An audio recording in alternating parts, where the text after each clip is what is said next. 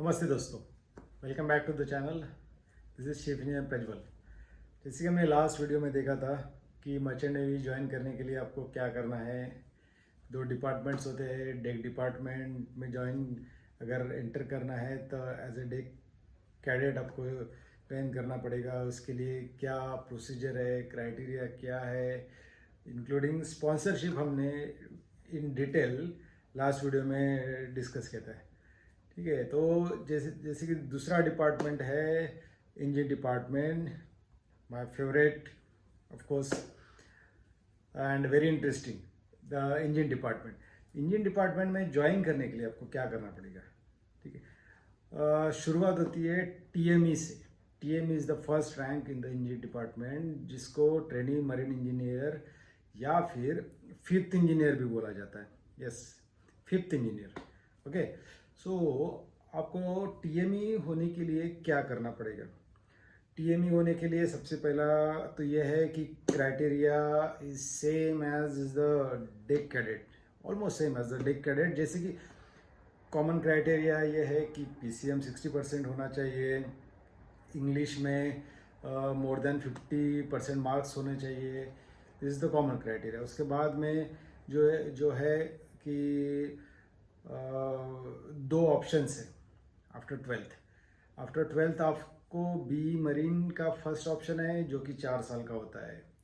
अभी B marine के लिए कुछ एंट्रेंस एग्ज़ाम भी होते हैं, कुछ कॉलेजेस में डायरेक्टली भी जा सकते हैं एंट्रेंस एग्ज़ाम के थ्रू। जैसे कि स्पॉन्सरशिप लेके जा सकते हैं आप, जिसमें डेक कैडेट के टाइम पे हमने डिस्कस किया था कि IMUCET is the common exam. ठीक है, तो इंडियन मैरीटाइम यूनिवर्सिटी का जो कॉमन CET होता है तो वो IMUCET देना पड़ता है। उसके बाद में हर एक कंपनी का इंडिविजुअल एग्ज़ाम होगा, written exam followed by interview, then उसके बाद में साइकोमेट्रिक टेस्ट, उसके बाद में medical checkup as per DGS guideline. Okay, तो ये सब प्रोसेस है स्पॉन्सरशिप का। यानी अगर आपको बी मरीन करके ज्वाइन करना है तो और स्पॉन्सरशिप भी लेना है तो दिस इज़ द प्रोसेस। दूसरा ऑप्शन ये है for mechanical engineers.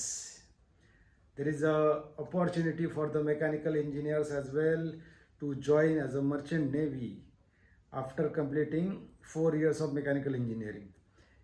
After completing the mechanical engineering you will have to do 1 year GME, just 1 year, 1 साल का GME करना है, जिसको बोलते हैं ग्रेजुएट मरीन इंजीनियरिंग कोर्स।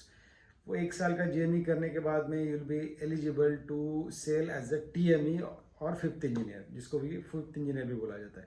ठीक है, अभी ये वाला कोर्स है। ठीक है, 4 साल का कोर्स का फीस अगर जानना है अगर तो 4 साल का होता है 3 to 4 लाख पर ईयर के हिसाब से, 3 से 4 लाख ईच ईयर। तो 4 साल का टोटल हो सकता है 12 to 15-16 लाख में बी मरीन होता है। और GME का 1 साल का फीस होता है 6 to 7 लाख 1 साल का।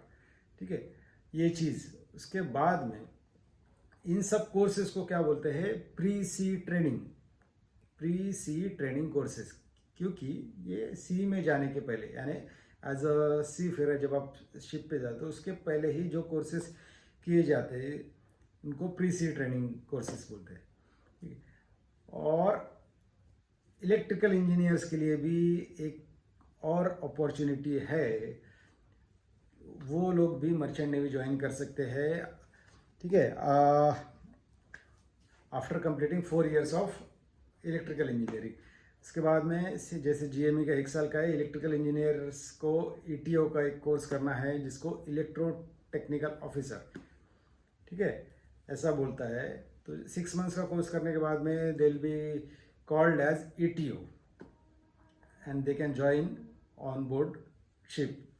ठीक है, अभी ये दोनों कोर्स करने के बाद में कैसे ज्वाइन करते हैं, इसके बाद में मिलता है एक लाइसेंस, इसको बोलते हैं कंटिन्यूस डिस्चार्ज सर्टिफिकेट, CDC, जो सीफेरस आइडेंटिटी सर्टिफिकेट होता है, जिसके बगैर कोई शिप पे सेल नहीं कर सकते। जैसे ये ऐसे दिखता है, ये है मेरा पासपोर्ट और ये है मेरा CDC, इसको कंटिन्यूस डिस्चार्ज सर्टिफिकेट बोलता है।